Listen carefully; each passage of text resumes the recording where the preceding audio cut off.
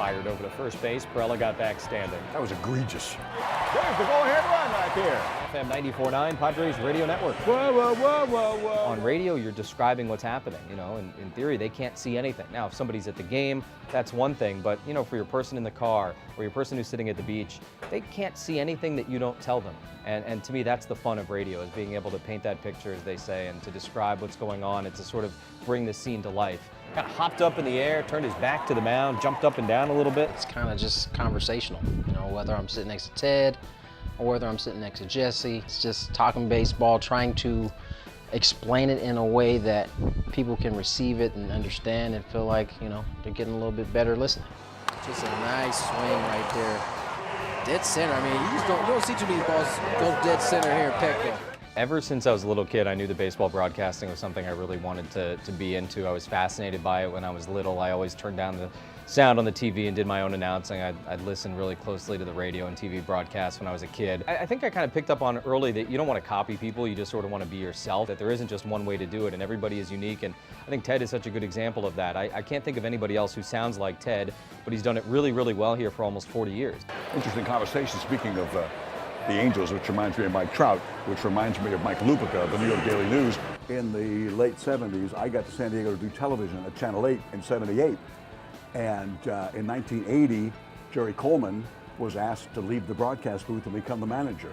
That if it didn't work out, or on the field as the manager, then he could go back to the broadcast booth. And so it didn't work out. And during that time that he was the manager, I was the extra third broadcaster. And Jerry, when he came back, could have easily said, hey, you're the Channel 8 guy, you're the TV guy, we don't need you, I'm back. And he didn't do that. And he let me stay, and I've been here ever since. Marco, there goes Jose. He can run. Goes in with a pop-up feet first slide. He's right there at 3. Getting to sit next to somebody who's done this for as long as he has. Also that he's had the experience he's had with his team, and there are little bits of Padres history that would be really hard for me to pick up on, that he has lived and seen firsthand. And so to be able to pick his brain on things that have happened here in the past is great. And so he closed the door, and before Doug could even tell him, he says, hey, Duggar, I know I'm supposed to run that ball out. It'll never happen again.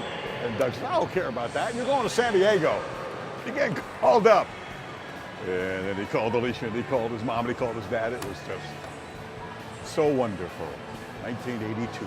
As a little kid, Ted was like one of the first voices I became accustomed to listen to. I get a kick out of actually working next to him. I'm sure it doesn't just give me the thrill. It probably makes him feel like he's been on Earth a little longer. We're all the voices of the Padres, and I ain't here to instruct Tony or Jesse, and they're terrific. And I really had great partners. I really, really have. And we have a good time and a lot of laughter. Nice one. Nice one. You can't even blame him. Like, everybody's watching the bat. It's like 10 rows up by the dugout. And I think it was like Cameron Rupp. It was some big slow guy for the Phillies, scored all the way from first base.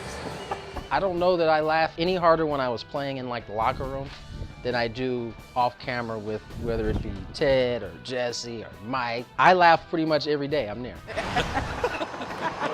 Sounds a lot like my pop. I love the preparation. To me, that's as much fun as the game. I try and read everything I can on the two teams, on the previous game, on the upcoming game, anything I can find. It'll be a good conversation starter. I always think about two friends watching a baseball game together. What would they be talking about between pitches? He is their number 20 prospect. 21 home runs this year in the minors. And all you're trying to do is come up with stuff that, would be interesting and relevant, to a member of the audience, whether it's TV or radio. And I take great pride in it, but I enjoy it a lot. When you prepare for it and you really, really think you're ready for the broadcast, and a lot of that is reading, a lot of it is talking to the staff, players, getting stuff like that, and historically trying to remember things that happened in my lifetime of baseball and impart that, to the audience. I think that preparation is just a great part of it. And then you're at the ballpark at whatever, 540 or 710 or 140, and it's about to happen. That's a drug.